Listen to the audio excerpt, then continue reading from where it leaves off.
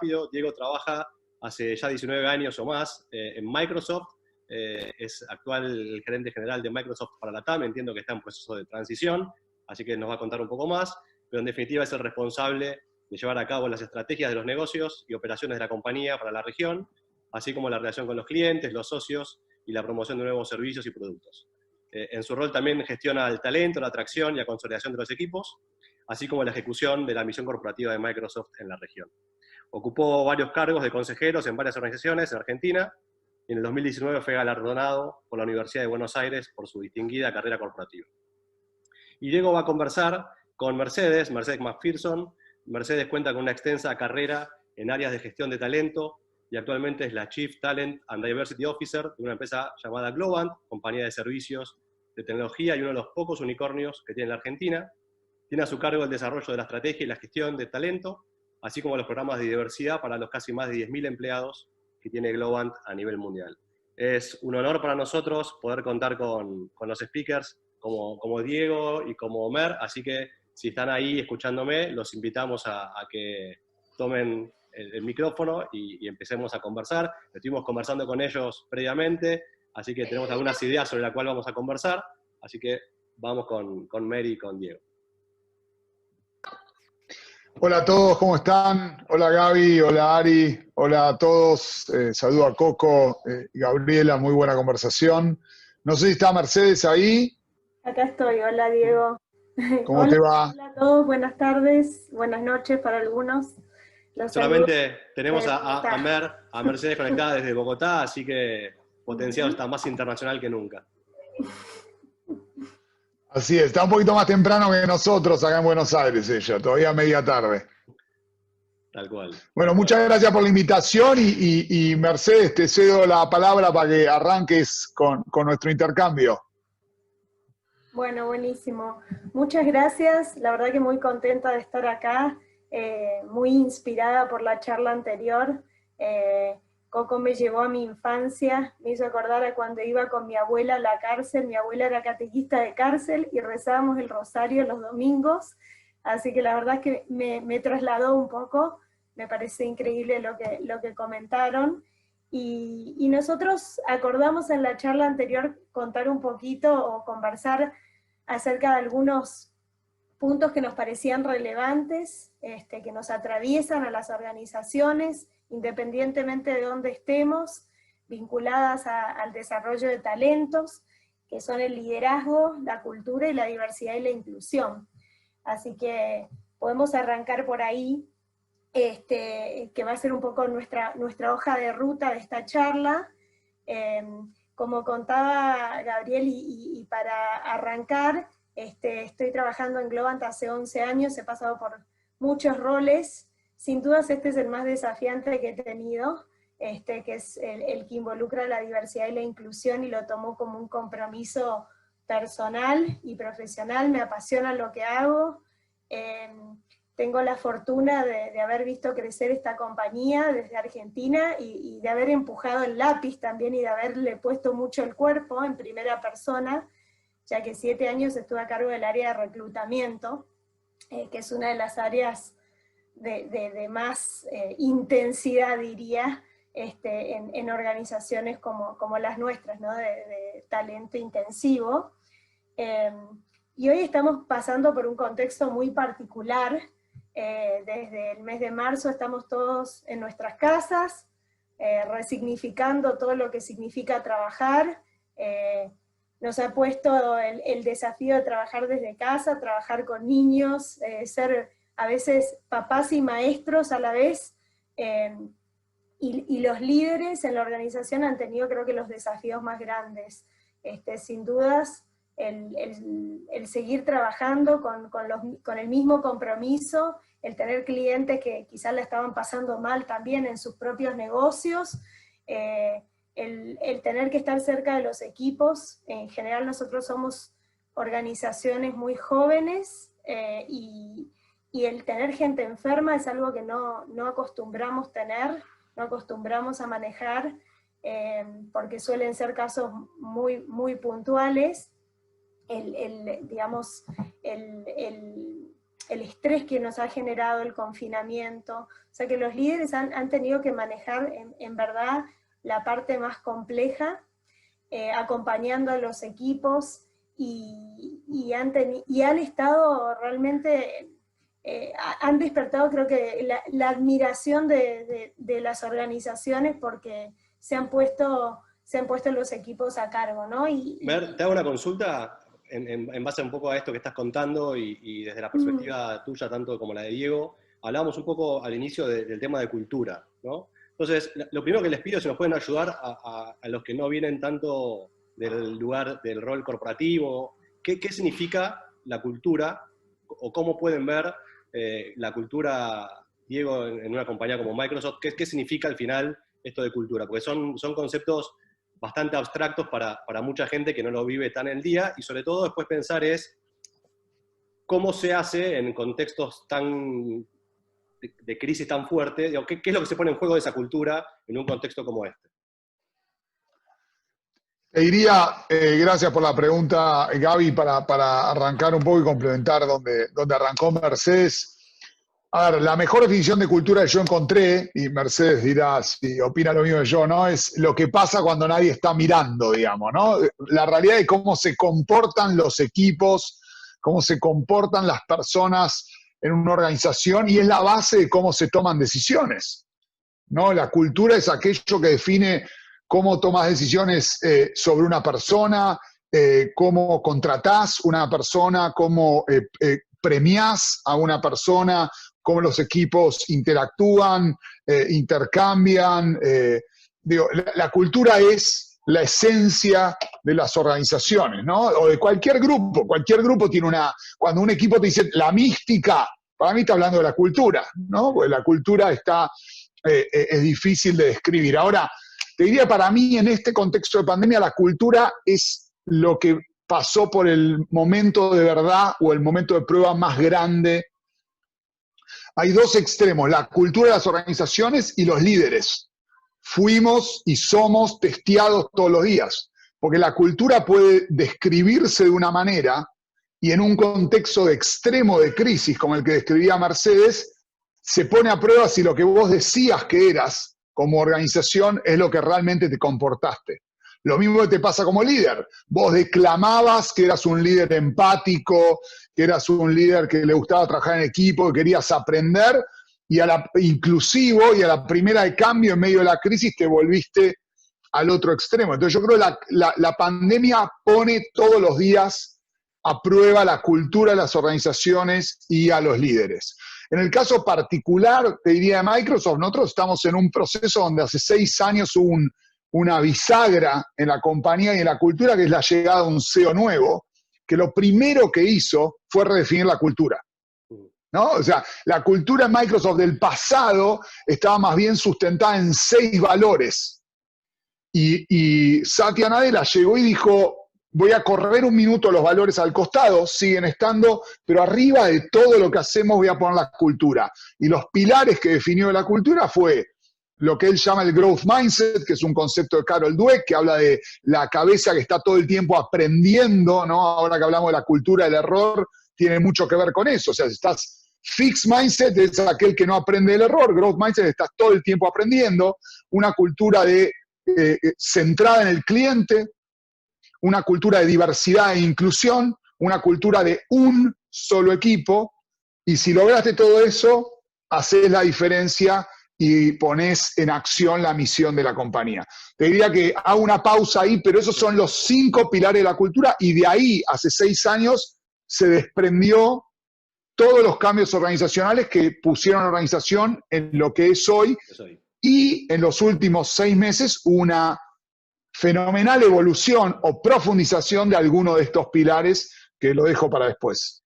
Buenísimo. Y Mer, para complementar un poco sobre la mirada y de tu experiencia, digo, este contexto de tener a la gente distante, ¿no? También cambia un poco ciertas habilidades de liderazgo que hacían falta. Entonces, ¿cómo viste la adaptación de los líderes, en particular de tu experiencia, en esto de poder liderar equipos a la distancia y en un contexto donde se los pone a prueba tan fuertemente como planteaba Diego. ¿Cómo viste esa adaptación en esta nueva forma de liderar?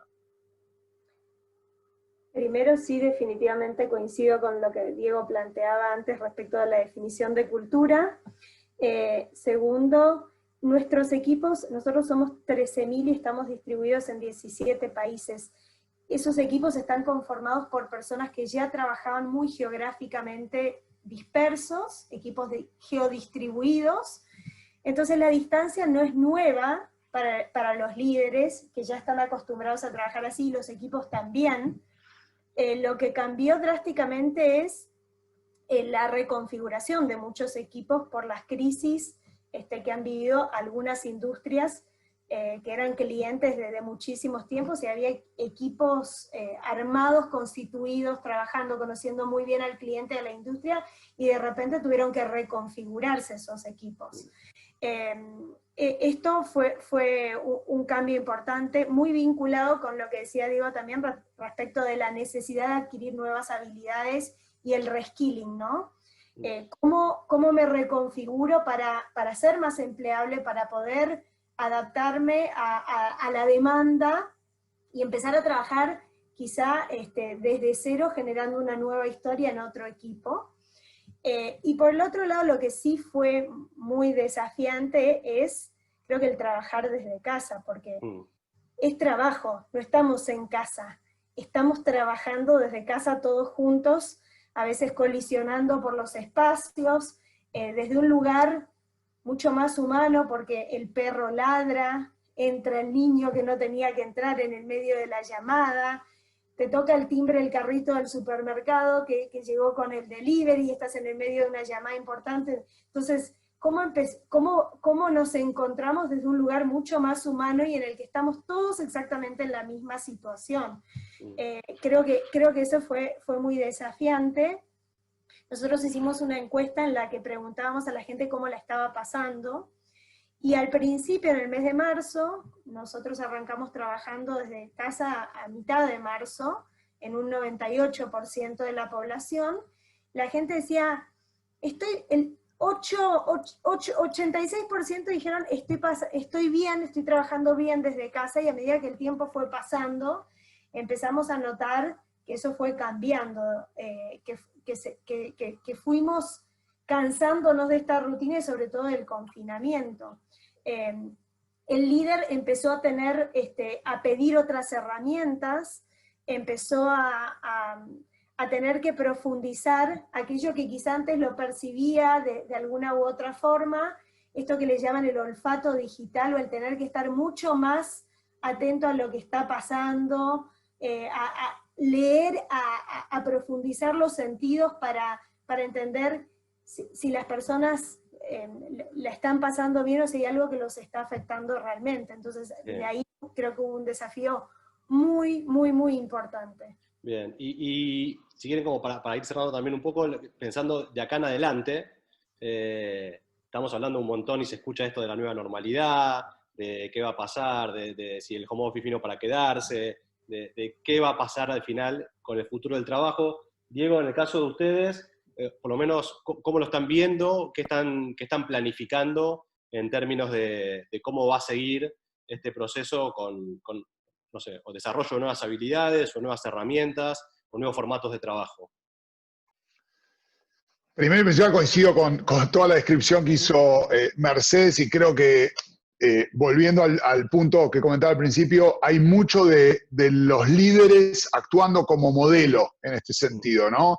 Permitiendo que tu hijo interrumpa, diciendo, che, tengo que ir a recibir el delivery, me tomo el día hoy no puedo ir a esta call porque quiero almorzar con mi familia. Entonces, me parece que hay mucho de role model, y esto va tomando un sabor a normalidad. Ya, yo lo que sí te puedo decir es, yo escucho organizaciones, hablemos de Argentina en particular, que hasta hace 6 meses atrás te decían, yo quiero ver a la gente de 9 a 18 sentada, ¿no? Y hoy te dicen, cuando podamos volver, mínimo le voy a permitir estar 2 días mínimo a la gente en su casa, y el resto vamos a organizarlo por turnos, será por un modelo de elección. uno de los 3 grandes bancos de Argentina diciendo vamos a ir a un modelo para todo aquel rol que pueda, que va a poder elegir 4 de los 5 días quedarse en su casa. O sea, yo creo que en el formato de interacción laboral, la sociabilización, yo no creo en los modelos absolutos, yo creo que va a haber un modelo híbrido. Lo que sí creo que ese modelo híbrido tiene que ser por elección. Y la gente tiene que poder elegir para qué va a ir en persona. Si antes todo era en persona y lo remoto era la excepción, es como que invertimos el modelo, ¿no? Entonces, ¿para qué voy a viajar?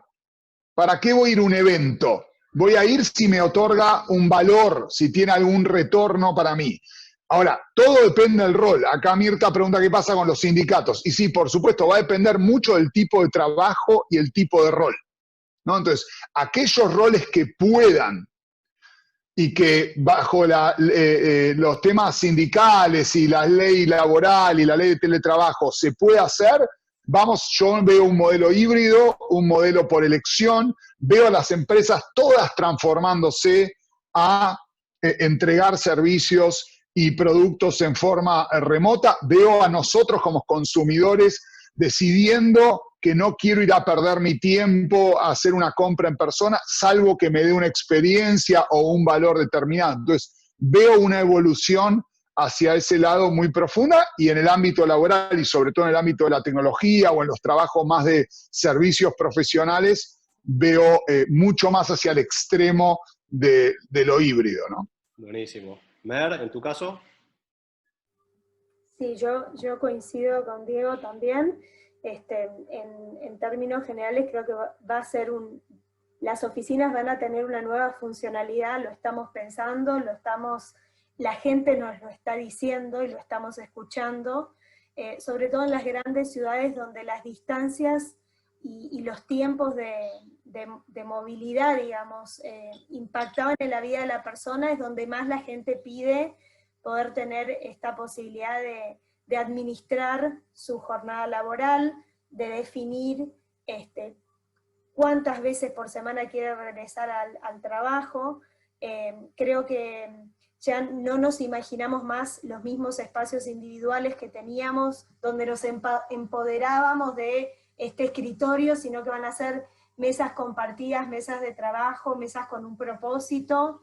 Creo que en términos generales esto es algo que llegó para quedarse. Y otra cuestión es que nosotros creíamos y éramos fervientes defensores de que la cultura y lo vincular, digamos, y creemos que es irreemplazable, pero hoy estamos viendo que incluso en los eventos virtuales que estamos organizando, la gente se engancha y tiene como una presencia y una atención en el aquí y ahora que quizá no lográbamos. Estamos viendo cómo se forman otros vínculos, estamos viendo,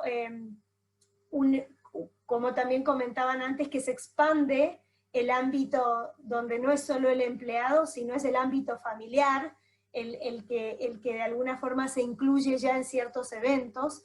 Entonces vemos al esposo, a la novia, a los hijos, a la mamá, y se nos ha expandido de alguna manera el scope de lo que antes, mirábamos quizá únicamente con el empleado.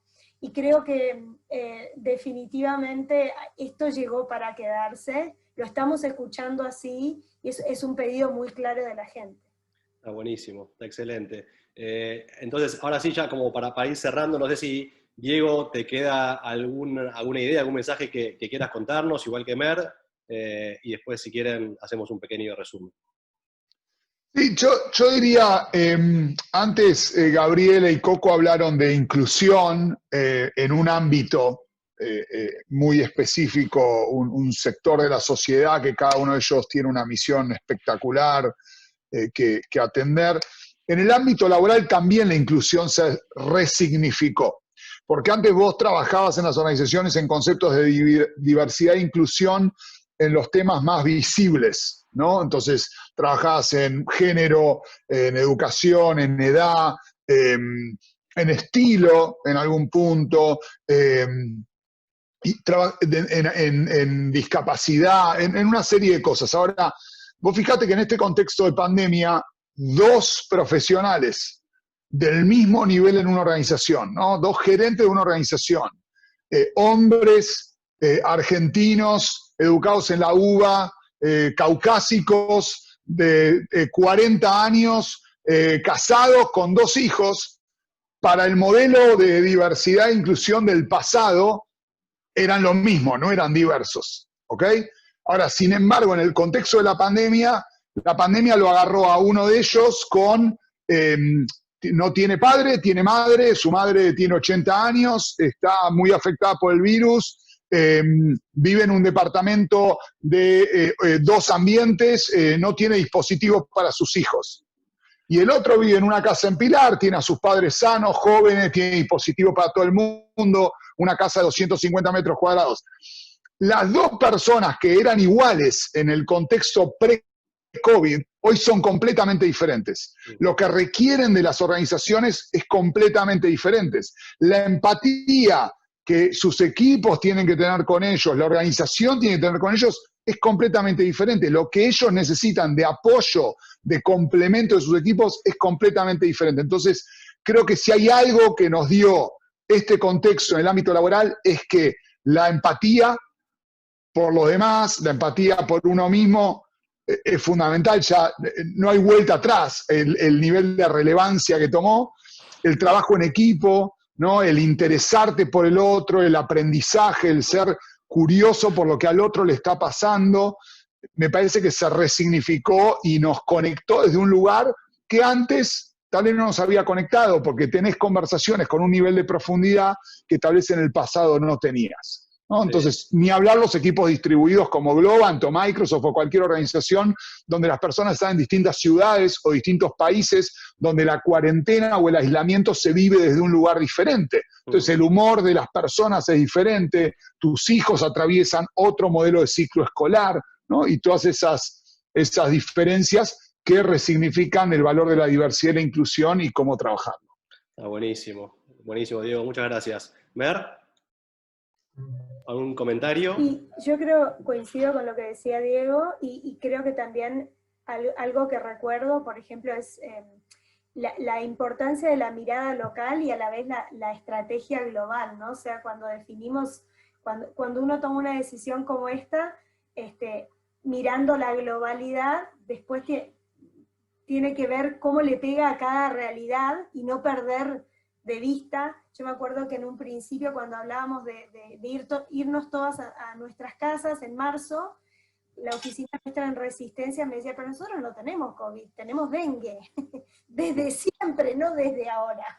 Entonces, y estábamos cerrando por COVID, no estábamos diciendo que la gente vaya a la casa por COVID, entonces creo que es más fundamental que nunca esto de estar atentos a las necesidades locales, a entender la particularidad de cada uno, que esto esta tormenta la estamos atravesando todos, pero todos con distintas herramientas, todos en un barco distinto, no todos la pasamos igual, no todos tenemos, digamos, el mismo contexto, y creo que esto nos lo evidenció fuertemente, ¿no?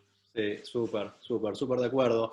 Y solamente yo creo que como para cerrar ya, lo que me quedo dando vuelta es que al final esta crisis, increíble, suele pasar probablemente con las crisis, lo que ha generado es que nos humaniza un poco más, ¿no? Al final, las distancias finalmente se van acortando, nos damos cuenta que podemos generar empatía sin estar cara a cara, podemos entender y ponernos en el lugar del otro a pesar de no verlo, y esperemos que de esta crisis podamos aprender eso, ¿no? Que las empresas y las organizaciones en general cada vez sean más humanas y cada vez realmente estén orientadas a poder desarrollar el talento total, ¿no? El potencial que tienen hacia adentro con sus equipos, que es mucho y que muchas veces está desaprovechado.